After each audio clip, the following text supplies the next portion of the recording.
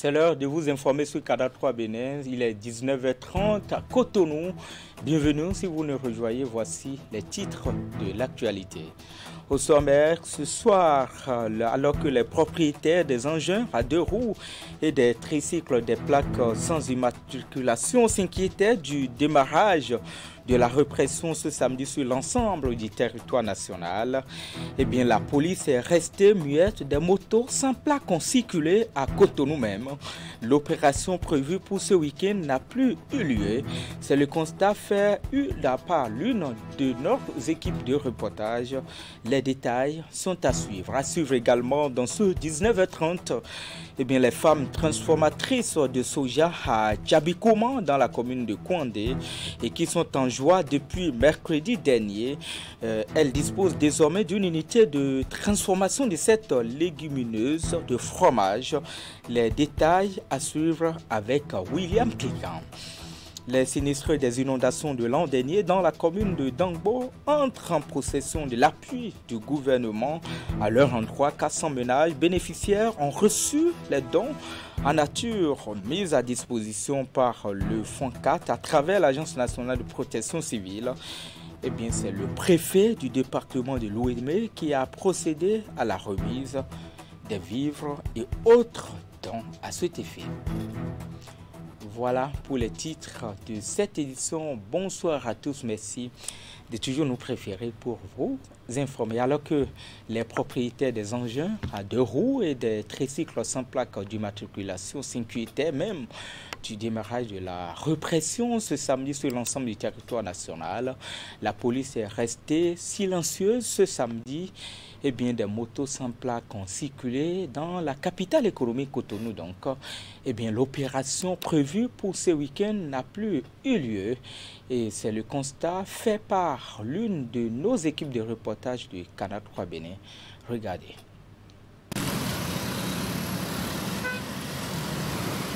La répression des motos et tricycles non immatriculés, prévue pour démarrer ce 25 mars 2023, n'est pas effective ce samedi. Un tour sur les grands carrefours de la capitale économique et le constat est visible.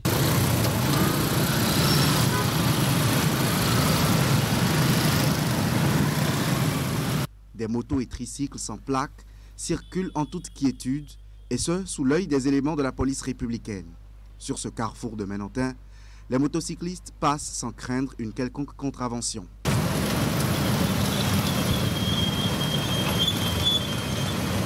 Plus loin, au carrefour Sika Toyota, comme au feu tricolore du stade de l'amitié Général Mathieu Kérékou, même scénario.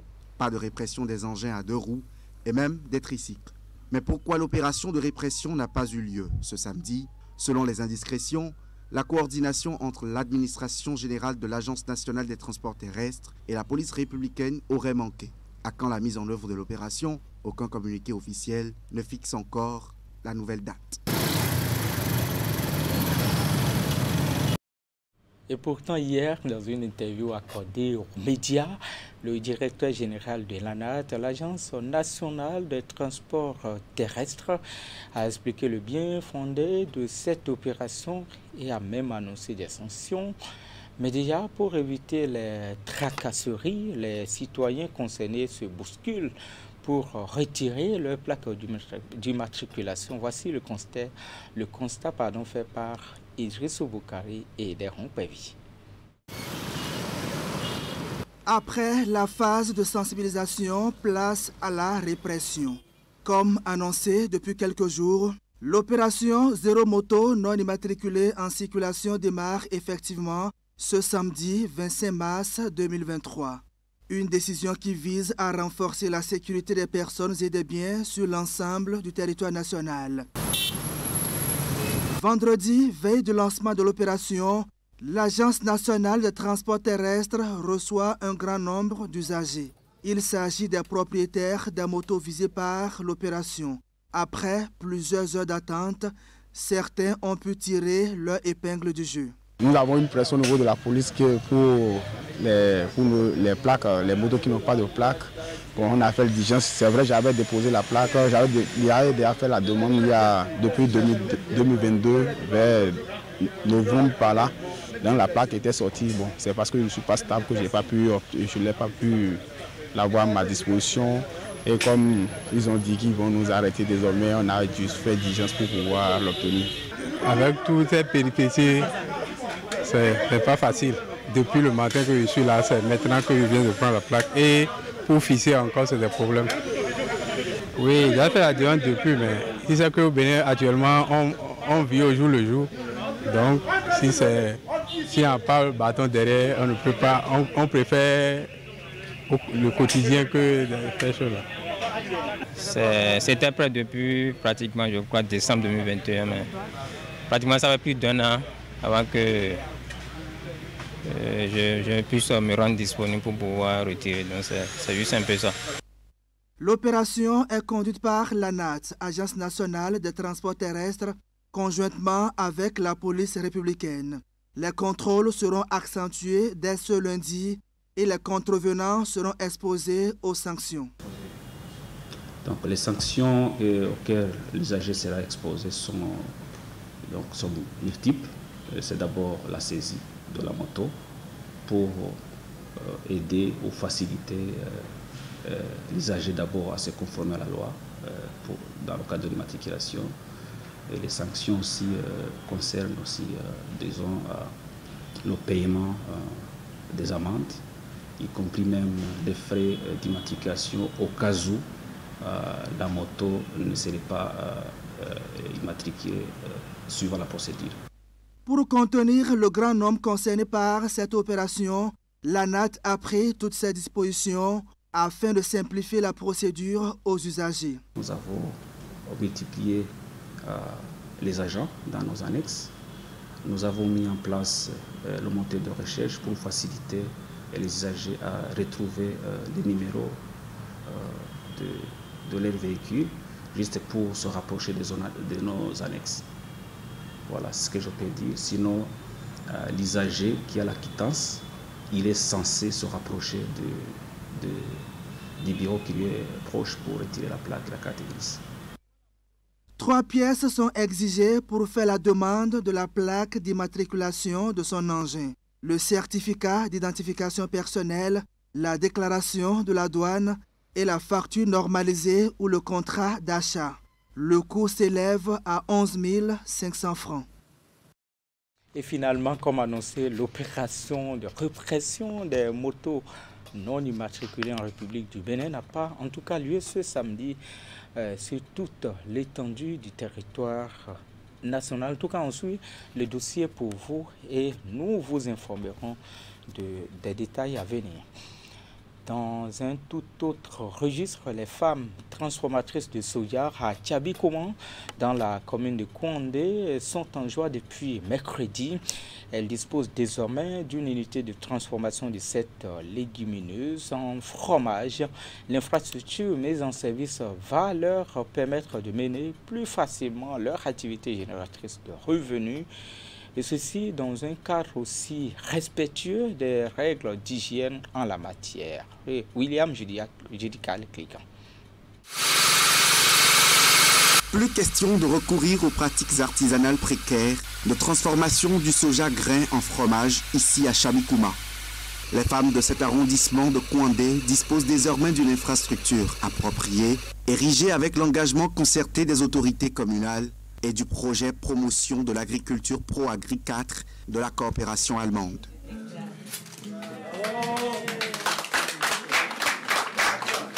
Le gouvernement se félicite de cette initiative de valorisation du soja, 4e source de devises du secteur agricole au Bénin.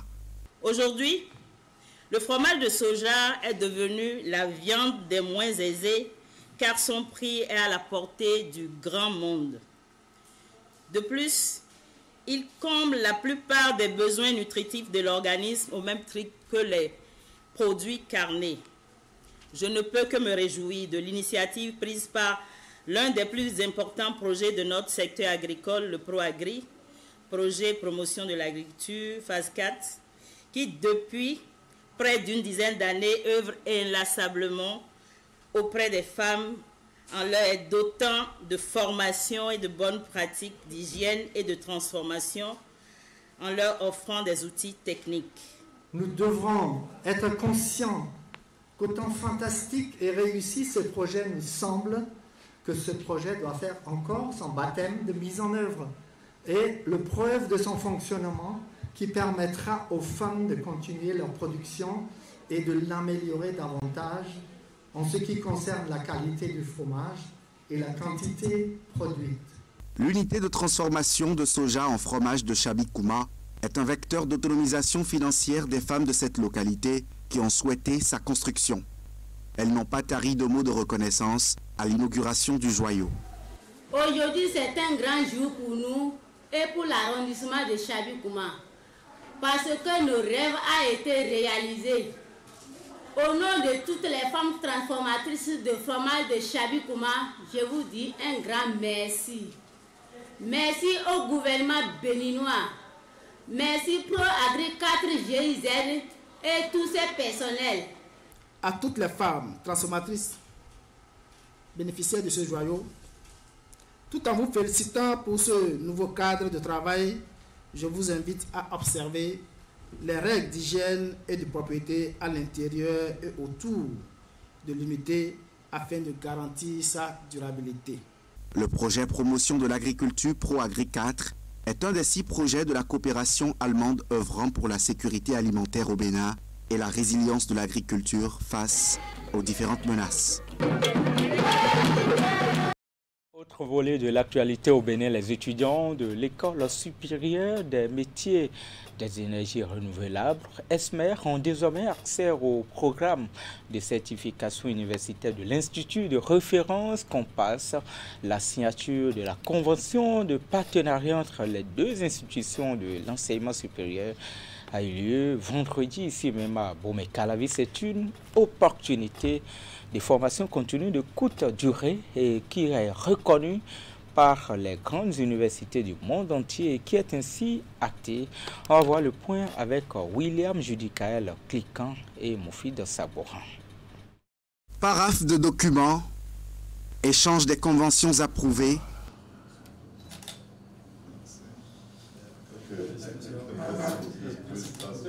poignée de main traduisant l'engagement partagé de part et d'autre à collaborer les 3 prochaines années durant.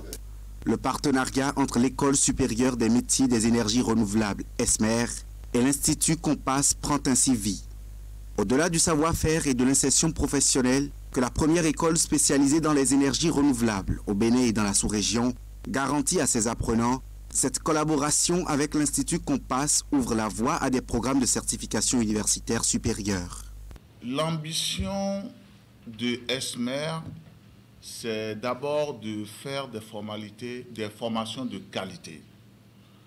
Et quand vous avez la chance et l'opportunité de croiser un institut comme Compass, avec plus de, je vais dire, 30 ans d'expérience dans le domaine des formations, surtout des formations continues, qui se résument généralement aujourd'hui avec les certifications universitaires, et ces certifications universitaires qui donnent des crédits à l'université de Laval, je crois que on donne la chance aux jeunes béninois de performer chacun dans leur domaine avec les différentes formations que nous allons bientôt démarrer. Ce sont des compétences en énergie renouvelable, environnement et développement durable proposées en régime de formation continue. Un plus donc à apporter aux acquis et diplômes de licence ou master obtenus par les étudiants. Les certifications ont aussi valeur de crédit validé pour ceux qui souhaitent poursuivre leurs études à l'Université de Laval au Canada. Ce ne sont pas des programmes de maîtrise, comme on les appelle au Canada, réguliers qui durent 1 an, 2 ans. Ce sont des programmes de formation continue, courts de 180 heures, en 3 modules de 60 heures. Donc, ce sont des formations courtes, de formation continue, mais premièrement de niveau gradué, c'est-à-dire que pour pouvoir rentrer dans ces programmes-là, il faut déjà avoir un bagage universitaire. Et donc, je pense que l'idée, c'est d'offrir aux étudiants, à l'avenir de l'Afrique, n'est-ce pas? C'est vous qui allez faire l'Afrique de demain, de vous exposer à différents intervenants qui apportent chacun leur expérience personnel, professionnel. Le partenaire a visité les installations de Esmer. Il a exprimé son admiration après avoir découvert la vision, les équipements, le niveau d'encadrement et les ambitions de ce pôle de formation et de recherche créé depuis 2015. Merci beaucoup. Énergie renouvelable toujours dans cette édition avec la mise en service officielle du système d'éclairage de centre de santé de Lama dans l'arrondissement de Gobada, c'est dans la commune de Savalou. Le dispositif installé est un don de la société Engie Énergie Access Bénin. Le geste se place au cœur de la politique de responsabilité sociétale de la structure donatrice. On va voir le point et les détails avec Imet Hélène Amonson et Georges Vaudounon. Enfin de la lumière au centre de santé de Lama, dans l'arrondissement de Gobada à Savalou. Le dispositif installé est composé de l'ensemble de matériel pouvant permettre un éclairage du centre grâce à l'énergie solaire. C'est une occasion pour Engie Énergie Access Bénin de renforcer les capacités de ces braves sages-femmes qui contribuent au développement de leur secteur d'activité et par ricochet celui du pays. La lumière est venue régler beaucoup de choses. Parce qu'il y a des cas que si on prenait, on doute. Parce que pour faire l'injection dans l'obscurité, pour lire aussi les soins, c'est une difficulté pour nous totalement. Cette initiative d'éclairage du centre fait suite aux appels lancés en ce début de mois après l'accouchement d'un nouveau-né sous la lumière d'un téléphone portable. Ce don de la société Engie Énergie Access Bénin est estimé à une valeur d'environ 2 millions de francs CFA. Le geste se place au cœur de la politique de responsabilité sociétale des entreprises de Engie Énergie Access Bénin. C'est donc à juste titre que nous avons porté notre choix sur le centre de santé de Lama, arrondissement de Gobada, commune de Savalou, situé à 20 km de Savalou Centre. Selon nos informations, le dit centre de santé est non électrifié depuis sa mise en service et enregistre même des accouchements nocturnes à la lumière de la torche du téléphone portable. Le don fait ce jour est composé de 2 batteries de 100 ampères heure, 2 panneaux de 200 watts, 14 lampes LED de 2 watts chacune, 14 câbles pour les lampes, 14 abat-jours, un ventilateur solaire de 8 watts, 4 lampadaires solaires de 8 watts chacun qui sont à l'extérieur du bâtiment. Pour cet acte de générosité, responsables départementaux, les agents de santé, de même que les usagers du centre n'ont pas manqué d'exprimer leur reconnaissance. Au nom du DDS, je remercie l'entreprise Engie Énergie Access d'avoir doté ce centre de santé de kits solaires pour pouvoir faciliter les accouchements et les soins dans l'arrondissement. Un suivi rigoureux serait fait dans l'utilisation de ces équipements. La mise en service officielle des installations a été couplée avec la célébration de la Journée internationale des droits de la femme, une occasion pour faire davantage connaître la structure donatrice au public, filiale de Engie Énergie Access, elle-même filiale du groupe Engie. La société est présente dans 9 pays africains. Au Bénin, elle exerce depuis novembre 2018 et commercialise les kits scolaires domestiques, œuvrant ainsi pour l'indépendance énergétique. Elle a actuellement plus de 250 employés, 1000 prestataires et plus de 100 points de présence. Engie Énergie Access Bénin se consacre à fournir une expérience clientèle exceptionnelle avec des produits de haute qualité.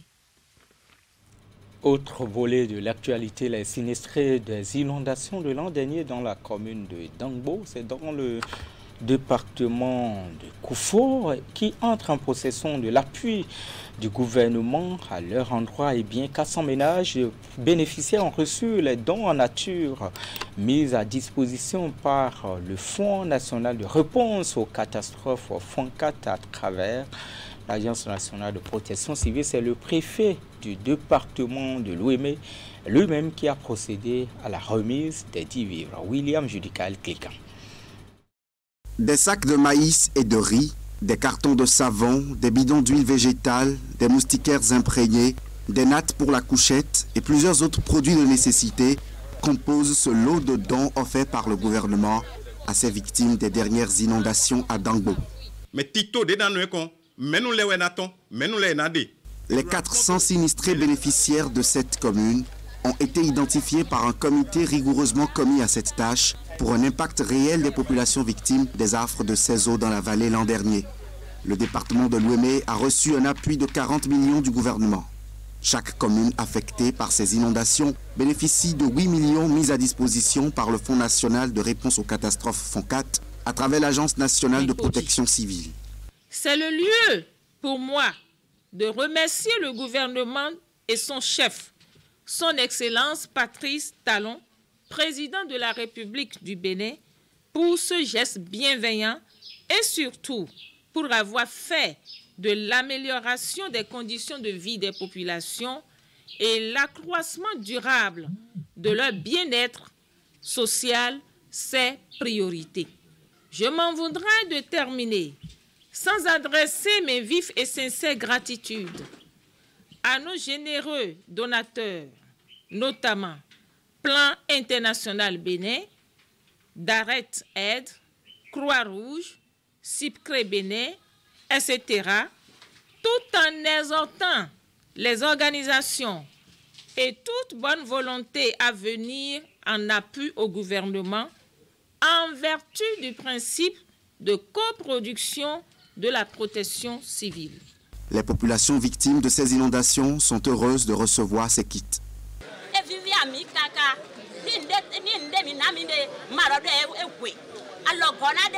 Nous sommes plus qu'heureuses. Cet appui du gouvernement nous réjouit assez. Dieu vous bénisse abondamment pour ce don.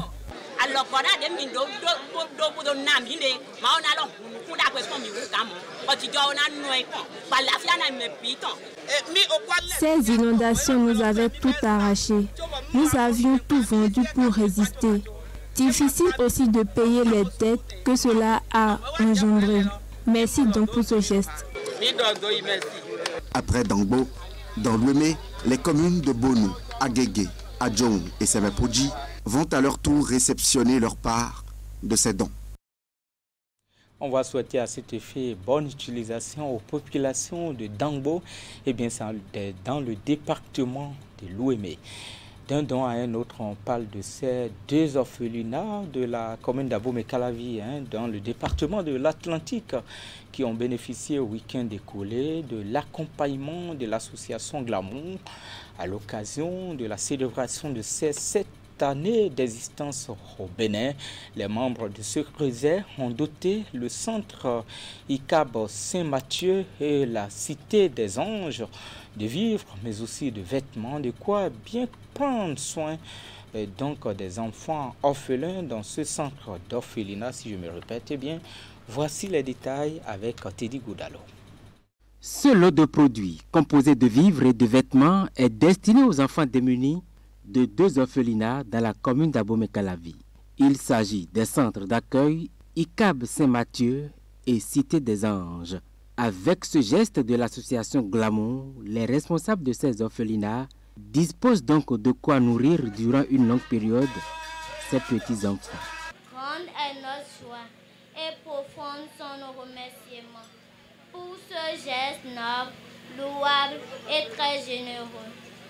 Nous n'avons pas les mots justes pour exprimer notre joie et notre gratitude à votre égard. L'association Glamour a pour devise la tolérance, la solidarité et l'amour. Comme le dit Raoul Folero, nul n'a le droit d'être heureux tout seul.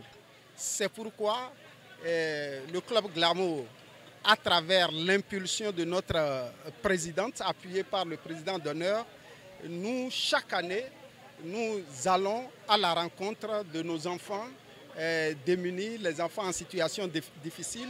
Et ce don qui intervient dans le cadre de la commémoration des 7 années d'existence du regroupement traduit bien le sens de générosité des membres. Au-delà de ces moments de joie passés en compagnie de ces enfants orphelins, l'Église catholique Saint-Michel de Cotonou a abrité une messe d'action de grâce en vue d'implorer la bénédiction divine sur le creuset.